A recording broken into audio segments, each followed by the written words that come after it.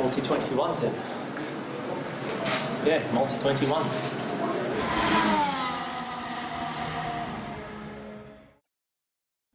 Et bonjour à tous et bienvenue dans une nouvelle vidéo de Multi-21, le premier podcast non préqualifié, on le rappelle. Aujourd'hui, je suis en compagnie du collègue Aurélien Attard. Aurélien, comment vas-tu ? Bonjour à tous, bonjour Paul. Je vais très bien. Et toi, mon cher, comment te portes-tu? Eh bien, ça va très bien puisqu'aujourd'hui, on va parler du Gran Premio de México. Arriba, en effet, Grand Prix du Mexique, qui est le 18e rendez-vous déjà, que ça passe vite de ce championnat 2019. Alors, mon cher Paul, est-ce que tu peux me toucher un petit peu quelques mots sur la situation actuelle au championnat avant le Grand Prix du Mexique? Eh bien, écoute, on ne va pas se mentir, c'est pas bien compliqué. Il y a 2 semaines à Suzuka, Mercedes a été titré champion du monde des constructeurs, une fois de plus. Et au classement général des pilotes, eh bien, on va pas se mentir, c'est fort probablement Hamilton qui va être titré. Alors, on reviendra un peu dessus sur les détails, on va dire, statistiques. Mais d'une façon générale, une saison de plus sur laquelle Mercedes a roulé du début à la fin. Oui, tu as très bien résumé. Au final, en fait, le suspense s'était tué dès le premier Grand Prix de la saison, avec ce doublé en Australie qui en a suivi 4 autres d'affilée. Donc, oui, là, au niveau du championnat constructeur, on savait d'entrée que c'était plié. En revanche, au niveau du championnat pilote, c'est un petit peu plus serré. Mais bon, pas trop, quoi, quand même. Alors, on va parler un peu du circuit d'abord, mais effectivement, on reviendra ensuite sur ce classement pilote qui a sans doute été la saison la plus ouverte, en dehors de Mercedes, hein, j'entends, qui a sans doute été la saison la plus ouverte depuis l'ère des moteurs hybrides, hein. Mais d'abord, on va parler, si tu le veux bien, un petit peu de cet Autodromo Hermanos Rodriguez, En effet, allons-y. situé donc au Mexique, dans la ville de Mexico. C'est un circuit. Alors déjà, pourquoi est-ce que Autodromo Hermano Rodriguez? Les frères Rodriguez, c'était des pilotes mexicains dans les années 50, des pilotes qui ont marqué un petit peu la Formule 1. Le premier ayant fait plus d'un Grand Prix d'ailleurs, et le deuxième étant promis à une carrière assez exceptionnelle et qui malheureusement s'est tué sur le circuit, sur l'autodrome, dans la parabolique, dans le dernier virage avant la ligne droite des stands. Et c'est en leur honneur du coup que le circuit a été renommé Autodromo Hermanos Rodriguez. Alors c'est un circuit qui fait 4 km 300. On en fait 71 tours. Et surtout, le point qui est très intéressant, c'est cette immense ligne droite au départ, où, comme le circuit est situé à 2200 mètres d'altitude, c'est-à-dire très haut pour une Formule 1, l'appui aérodynamique est fortement réduit comparé à ce qu'on a d'habitude. Et c'est donc au bout de cette ligne droite qu'on voit les records de vitesse depuis maintenant 2015 tomber, et où les Formule 1 atteignent régulièrement 370 km/h. Donc on ne va pas se mentir, c'est très vite. En effet, cette ligne droite du circuit Hermanos Rodriguez est vraiment très très longue. C'est toujours très impressionnant justement de voir quand un pilote est dans l'aspiration d'un concurrent et qu'en plus il utilise son DRS. Vraiment, la différence de vitesse est assez impressionnante. Alors en plus, il faut se le dire, cette année, comparé à 2018, les voitures sont beaucoup plus déchargées en aéro, notamment du niveau de l'aileron avant. Et il y a fort à parier du coup qu'on devrait peut-être voir du 380, voire 390 km/h cette année, Oui, là, au jeu des aspirations. en effet. Et ce serait quand même une première en Formule 1. Il me semble que le record de vitesse de pointe est fixé à 372, si je dis pas de bêtises, ou peut-être un petit peu plus, 378. C'était à Bakou en 2016, si je dis pas de bêtises. Et voilà, le 380, en tout cas, on ne l'a jamais vu, c'est certain. Et ce serait sans doute du coup une première. Alors si on parle un peu du circuit pour terminer quelques petits chiffres, Le meilleur temps étant 1:14,759. C'était Ricciardo pour sa pole position l'année dernière sur Red Bull. Et le podium l'année dernière, c'était un Verstappen devant un doublé Ferrari, Vettel et Raikkonen. Plusieurs stratégies sont possibles, on l'a vu, 1 ou 2 arrêts, les deux sont jouables. La stratégie gagnante était en 2 l'année dernière, mais les Mercedes avaient fini solide derrière avec un seul arrêt. Enfin, pour terminer sur le circuit, on va parler un petit peu de ce circuit d'une façon générale. Toi, qu'est-ce que tu en penses, mon cher Aurélien ? Alors, je suis un très grand fan de la première version de ce circuit, donc qui se disputait dans les années 60 jusque dans les années 70. Et puis bon, il y a eu quelques changements depuis. Et aujourd'hui, on a un très bon premier secteur. Franchement, je dois l'avouer, la ligne de départ-arrivée est justement très longue, ça permet de beaux dépassements. Le premier complexe de virage est là aussi très intéressant. Et après le virage 6, une sorte d'épingle, c'est un petit peu la catastrophe. On a une série d'S qui au final se passe presque à fond, en tout cas avec les monoplaces actuelles, avec l'appui aérodynamique actuel, ça se passe à fond, il n'y a vraiment aucun challenge. Et ensuite on a un espèce de complexe de virages lents, virages 12, 13, 14, 15 et 16 qui passent à l'intérieur du stadium. Alors à la télé ça rend bien, c'est sûr, et pour les spectateurs dans le stade, ça c'est magnifique de voir des Formule 1 vraiment passer juste à côté, mais bon, c'est vraiment pas là où on va voir des dépassements, et c'est fort dommage. Bon, on est bien d'accord, concernant le stadium, l'idée de base était géniale, on le rappelle, avant était situé, donc ce fameux stadium, c'était en fait un terrain de baseball, et qui a été reconverti en fait pour servir de tribune, avec les Formule 1 qui passent au milieu et qui passent littéralement entre les deux tribunes. L'idée de base est géniale, moi je trouve personnellement, ça apporte une ambiance phénoménale et tout. C'est là que se trouve le podium aussi à l'arrivée. On avait vu que il y a peu de temps, il y avait un DJ set aussi. Enfin voilà, c'est là que tout se passe et c'est vraiment sympa. Mais par contre, d'un point de vue de la course, cette partie dans le stadium n'apporte rien. C'est un enchaînement de virages très lent où on a l'impression de voir un peu l'épingle de Monaco en fait, une sorte de remix. Sauf que l'épingle de Monaco, il y a toujours une histoire un peu derrière et quelque chose qui fait que, enfin, et puis le dénivelé, tout cet ensemble fait que c'est impressionnant. Alors que là, on voit juste des Formule 1 passer très doucement et c'est tout. C'est un peu la parade en fait.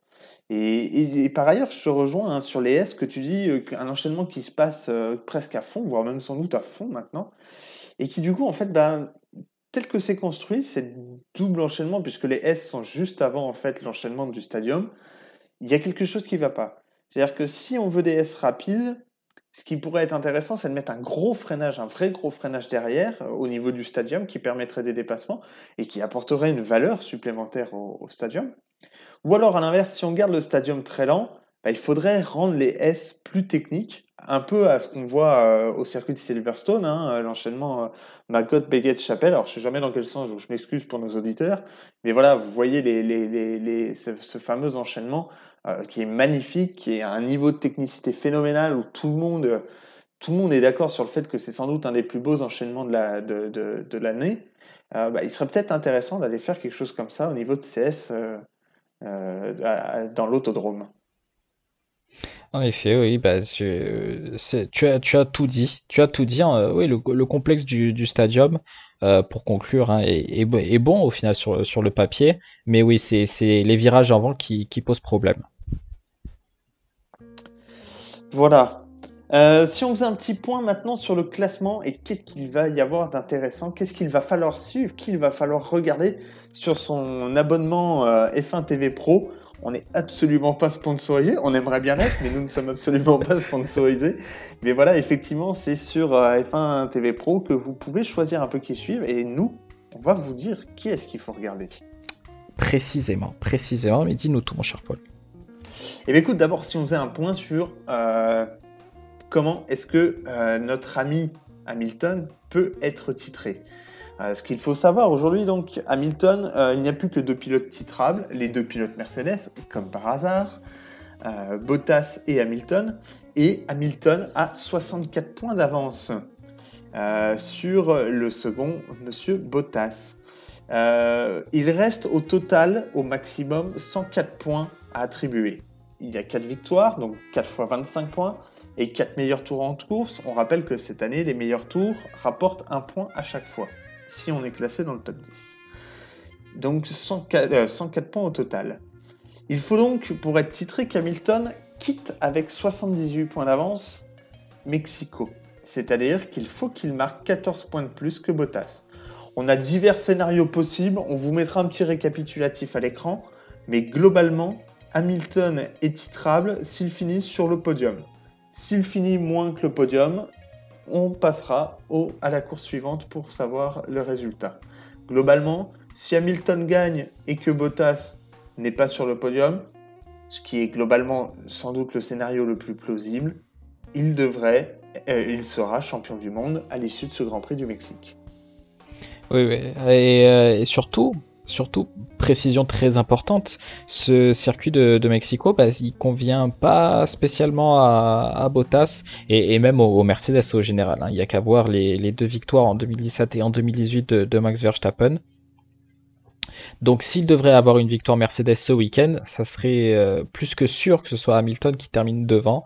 Et là, voilà, Bottas, bon, avec cette victoire au Japon, il est un petit peu revenu dans la course, mais j'ai l'impression que c'est plus un feu de paille, justement, un espèce de sursaut d'orgueil. Justement, il avait plus gagné depuis le Grand Prix d'Azerbaïdjan en avril dernier, donc cette victoire est tombée à point nommé, mais je pense pas qu'elle en appelle à d'autres, du moins en cette fin de saison 2019.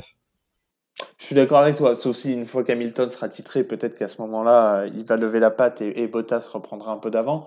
Mais effectivement, tant que la compétition dure, fort à parier que Hamilton sera devant Bottas sur tous les moments où il le faudra. Et au niveau de ce classement, est-ce qu'il y a d'autres batailles à surveiller? Alors, on va parler d'abord des constructeurs. Les constructeurs, c'est là où les batailles sont... Il y a 2 batailles intéressantes à suivre. Malheureusement, pas aux avant-postes, hein. Globalement, entre la première et la 5e place, on peut dire que tout est fixé et que rien ne va changer. Je ne vois pas Red Bull scorer les 104 points restants plus que les 104, les quasiment 200 points restants pour repasser devant Ferrari. J'ai quand même quelques doutes. Mais par contre, là où c'est intéressant, c'est plutôt quand on regarde vers la fin du classement, notamment la 6e et la 7e place, le duel entre Toro Rosso et Racing Point. 2 écuries qui scorent régulièrement quelques petits points, à droite à gauche. On va pas parler des 25 points de la victoire, hein, mais régulièrement 4, 6, 2 points par-ci par-là, les deux. Et ce qu'il faut savoir aujourd'hui, donc, c'est que Toro Rosso est à 59 points et Racing Point à 54. Et on l'a vu, donc le match est assez ouvert. Toro Rosso reprend un peu du poil de la bête depuis le retour de Gasly. Gasly qui a dit que la Toro Rosso lui convenait beaucoup mieux que la Red Bull, chose assez incroyable quand même à dire, mais que son pilotage convenait beaucoup mieux dans la Toro Rosso. Donc moi personnellement, je mettrais la Toro Rosso devant. Qu'est-ce que tu en penses ? En fait, le truc c'est que sur le papier, Racing Point a beaucoup plus de moyens pour terminer 6ème. Mais en piste, ça a du mal à se traduire quand même. Pérez est capable de faire des bonnes courses, mais pas tout le temps. Et Stroll, voilà, c'est Stroll quoi. S'il arrive à se sortir de la Q1 au moins un week-end, c'est déjà une victoire pour lui. Donc en effet, c'est un petit peu plus compliqué. Donc Toro Rosso, qui est au final une voiture légèrement inférieure à Racing Point, parvient encore et toujours à s'accrocher à cette 6ème place. Et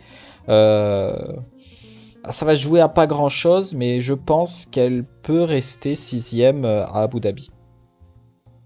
On est d'accord qu'à la régulière, Racing Point serait devant. Le podium en Allemagne de Kvyat a fait énormément de bien à Toro Rosso et l'a permis un bond en avant au classement. Mais il n'empêche que sur les dernières courses, globalement, c'est assez serré, ça se vaut. Et du coup, le match est ouvert et sera sans doute très intéressant à suivre.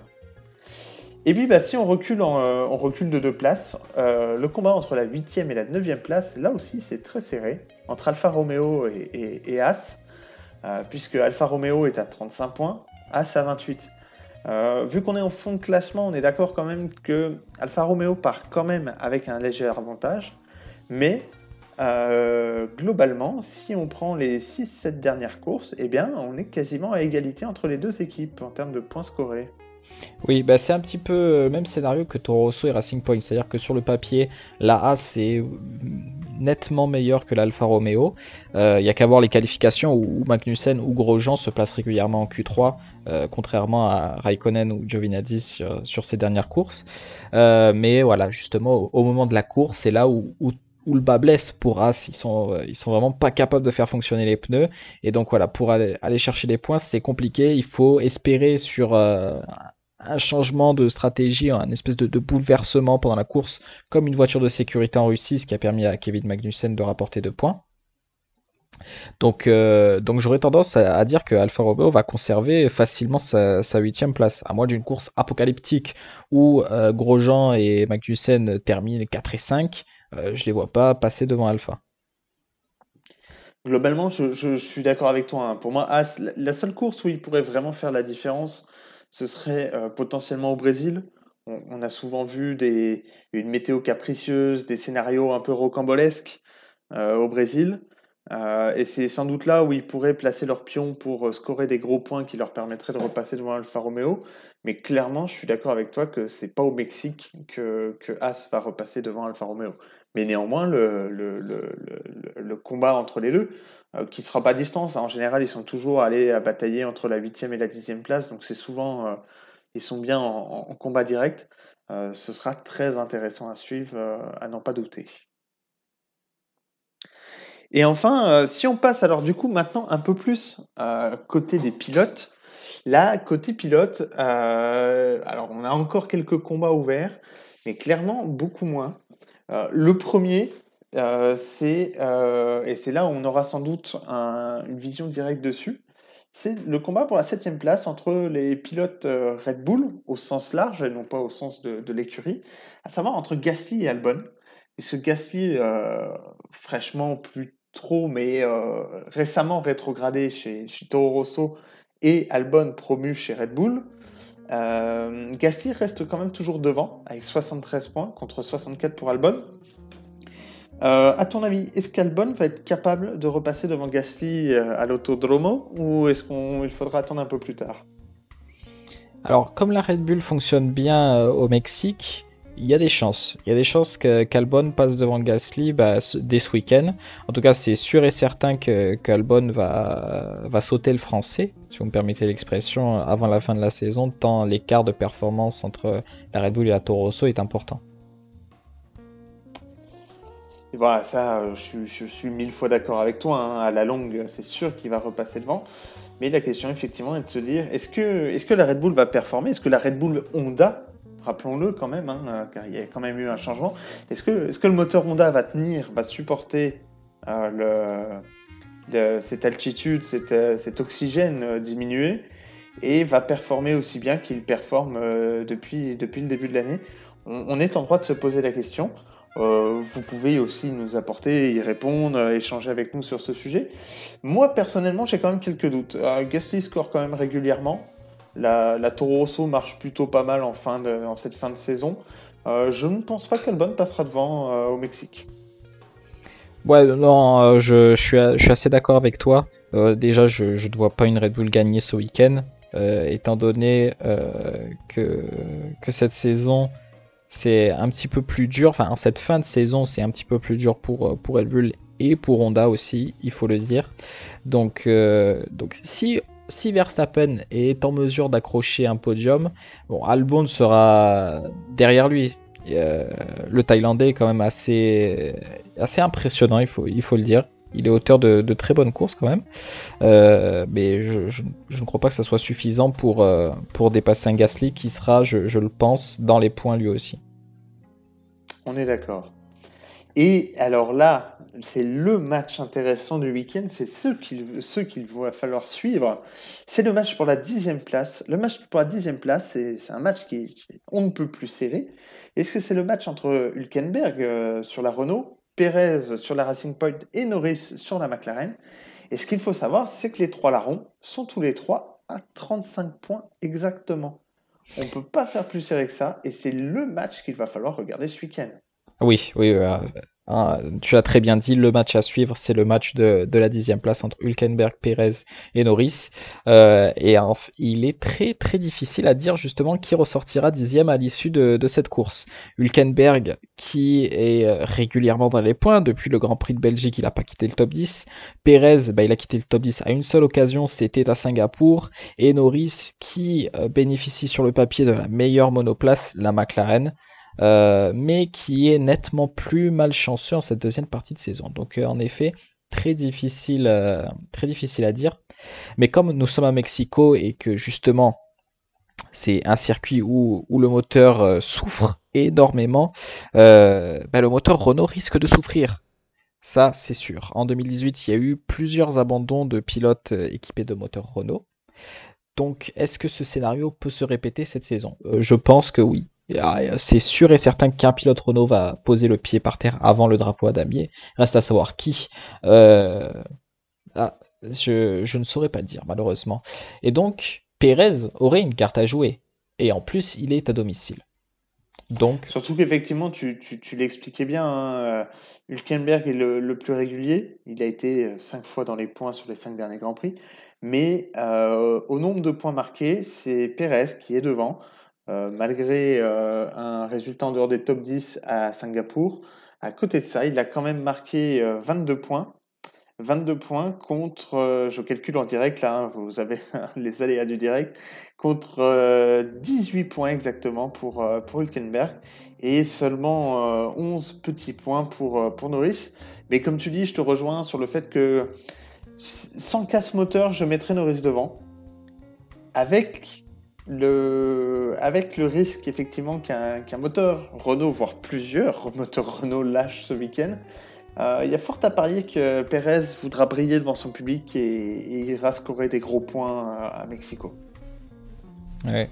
Mais surtout, n'oublions pas Kvyat 13e et Raikkonen 14e qui respectivement totalisent 33 points et 31 points. Alors pour Raikkonen, ça risque d'être un petit peu plus compliqué d'aller chercher la 10e place, mais Kvyat peut quand même se replacer dans la course à la 10e place. Alors Raikkonen, effectivement, on rappelle, hein, il est sur une très très mauvaise dynamique, 0 points scorés sur les 5 derniers Grands Prix. Alors pour diverses raisons, pour des raisons diverses et variées. Personnellement, je pense que si Raikkonen continue l'année prochaine, ce sera la saison de trop. C'est mon avis personnel, ça n'engage que moi. Débattez-en si vous le souhaitez. Mais personnellement, pour moi, ce sera la saison de trop s'il continue. Et Kvyat quand même doit son classement grâce à son podium chanceux en Allemagne, hein, où il a scoré 15 points. C'est quand même quasiment la moitié de son capital sur un Grand Prix. Donc pour moi, les deux sont... en termes de nombre de points, effectivement, il faudrait les compter. Mais personnellement, ils ne sont pas dans cette bataille-là. Ok, c'est un avis honnête. Pour Raikkonen, c'est vrai que je partage ton avis. Là, la forme, bah, il est en mes formes justement. Il est en mes formes, mais Kvyat, je sais pas, je le sens bien quand même. Je le sens bien, je sens un top 10 déjà ce week-end. Je sais pas, j'ai pas envie de l'exclure dans la course à la 10e place en tout cas. Eh bien, écoute, parlons peu, parlons bien. Tu fais une très belle transition. On va parler des pronostics. Tu vois qui sur le podium, toi, ce week-end? Alors ce week-end, je vois une victoire Ferrari. Je pense que je vais vous surprendre justement en pronostiquant une victoire Ferrari. C'est clair que sur ces dernières courses, c'est pas comme si elles avaient trusté les premières places. Mais il reste à savoir le nom du vainqueur. J'aurais tendance à mettre Vettel. C'est un circuit où il performe plutôt pas mal à Mexico. Et du coup, je mettrais Leclerc en deuxième place, un doublé Ferrari. Et en troisième place, surprise, je vais pas mettre Hamilton, je vais mettre Verstappen. D'accord, effectivement, tu prends des risques. Oh, mais j'aime bien. Moi, je vais faire un pronostic beaucoup, beaucoup moins risqué pour le coup. Alors, sauf sur le fait que je vais mettre quand même une Ferrari aussi tout en haut. Mais moi, je vais mettre celle de Leclerc devant Hamilton, qui aura à cœur de performer pour être champion, et suivi par Vettel. Voilà. Non, ça Donc, tient la deux route. Ferrari, deux Ferrari aussi sur le podium, mais moi, avec le championnat encore en lice, même si globalement, je pense que tout le monde est d'accord pour dire qu'il est plié et que ce sera Hamilton qui sera champion. Voilà, avec ce championnat encore en jeu, je mets Hamilton devant. Alors du coup, ensuite, si on fait nos pronostics guéguerre d'équipiers, du coup, eh bien, chez Ferrari, toi, tu mets Vettel et moi, je mets Leclerc. Chez Mercedes, je vais mettre l'ami du coup Hamilton devant. Et toi, du coup? Euh, je mettrai Hamilton devant Bottas. Ouais. Chez Red Bull, donc toi, tu mets Verstappen et je te rejoins dessus, hein, vraiment, sauf casse moteur. Pour moi, Verstappen sera toujours devant à la régulière, devant Albon. Chez McLaren, Chez McLaren, je mettrai. Ah, c'est toujours difficile à dire, mais je mettrai Sainz devant Norris. eh bien écoute, moi, je vais prendre un risque et je vais mettre Norris. Je vais mettre Norris puisque comme on en parlait, il aura à cœur d'aller scorer des points et je pense qu'il aura le mojo. Je pense qu'il aura le mojo pour ce Grand Prix du Mexique. Ah, c'est fort possible. Ah, c'est un risque, hein, mais si on ne prend pas de risque, il n'y a Bien pas de sûr. plaisir. Bien sûr. Et notons, Chez... Oui. je te coupe, mais notons que ce sera une première pour Norris, pour Albon et pour Russell aussi également, la première fois qu'ils vont rouler sur ce tracé. Et ce qui peut donner effectivement des événements plutôt improbables, hein. On rappelle quand même que les trois premiers virages là sont très serrés, on arrive très très fort et les pneus sont froids. Et fort à parier qu'avec beaucoup de rookies sur la ligne, sur la ligne de départ, il pourrait y avoir quelques étincelles. Alors si on reprend nos pronostics, on passe à Renault. Moi pour Renault, je vais mettre Ricardo, hein, en fan inconditionnel. Et puis de toute façon, je pense que d'une façon générale, le larron a prouvé qu'il était au-dessus. Qu'est-ce que tu en penses? Bah, écoute, il a été très malchanceux cette saison, l'ami Ricciardo. Moi, j'ai pronostiqué plusieurs pannes de moteur Renault au Mexique, donc je te laisse faire le calcul et je vais mettre Hülkenberg devant Ricciardo parce que l'Australien va abandonner. C'est noté, c'est noté. Si on passe ensuite chez Racing Point, du coup. Chez Racing Point, Pérez Ouais. devant Paul, quelle question. À domicile, on est bien d'accord tous les deux.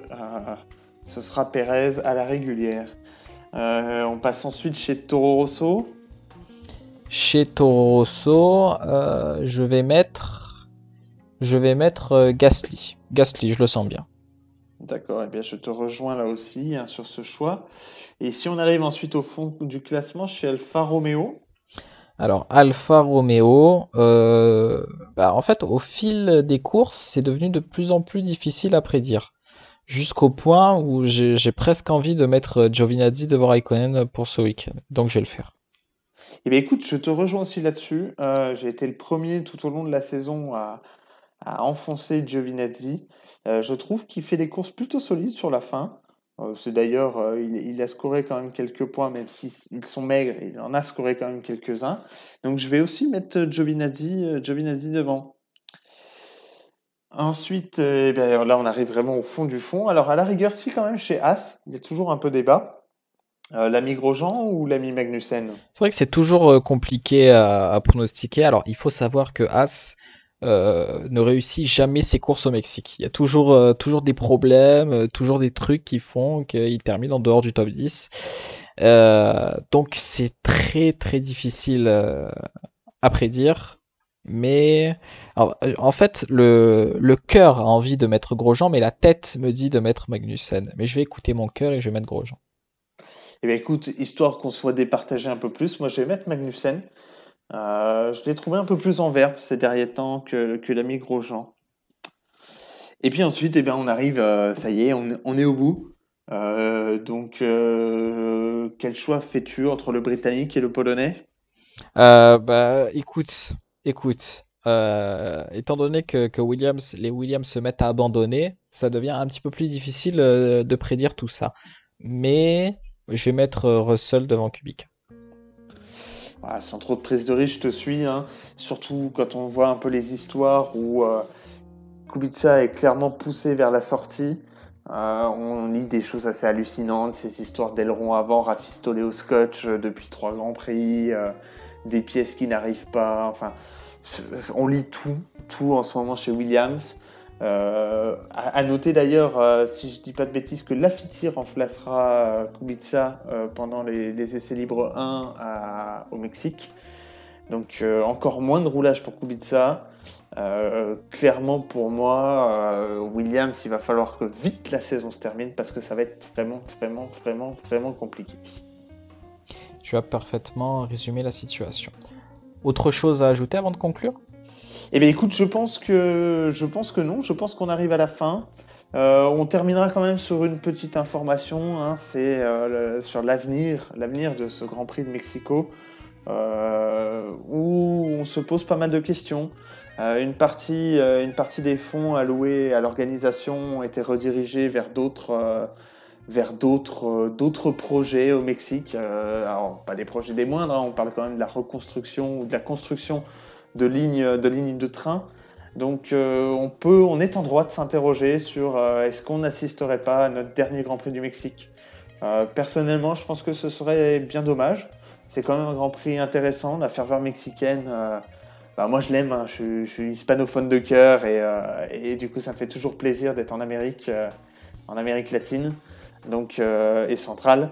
Et du coup, effectivement, bah, je pense que ce serait bien dommage.